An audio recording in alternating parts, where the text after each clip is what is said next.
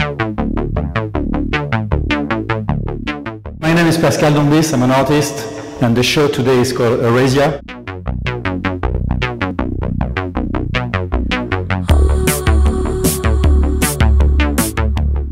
Well, I'm very much interested by dualism, by opposition, like right, wrong, good and evil, black and white, and the opposition between Europe or Western world and Asia or Eastern world is actually a very fascinating one, very full source of inspiration, and especially nowadays in our time where in the Western, in Europe, there is a global feeling of decline, of the crisis, and there is a negative feeling against Asia being a big threat to the Western. So there is also a change of value where in the 60s, maybe like Asia was perceived as a spiritual land, and nowadays more perceived as a threat or a materialistic threat. So I wanted to tackle this opposition.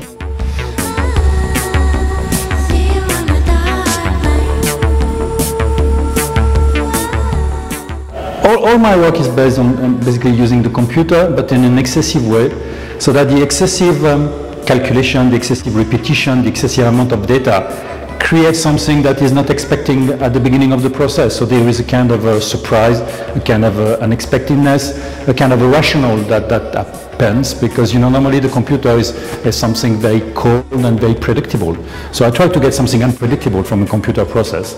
And in that sense, the lenticular is a great tool for me in that process, because it produces some unexpected visual effect. It produces a lot of visual mistakes, something that I do not control, something I can provoke but do not have a full control of it. So it gives me that level of accident I'm looking for. It also gives me that level of a sensuality, of flesh that you usually do not have in a digital process that tend to be very cold and I would say predictable.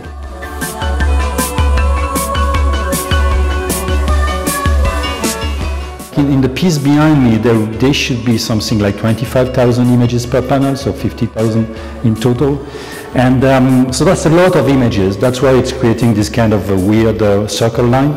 And most of the time you cannot see all of them, but you can see some of them depending on the position. So I play a lot with the viewer, and that's really open to the viewer to look at the image. And also there's so much image that actually it works very much as a projection device. You can project yourself. If you want to see certain type of images, you may be able to find them.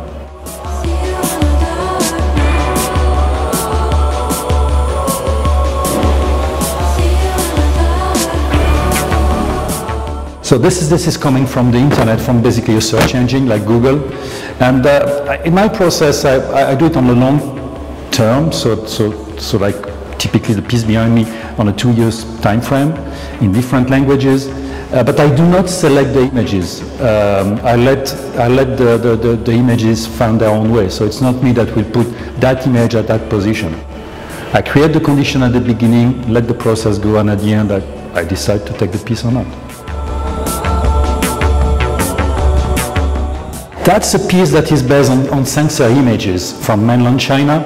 I've been very much interested by simple rule, and I think the rule to block an image was actually a kind of a rule I could use. So I basically downloaded from Hong Kong website the image that are blocked in mainland China.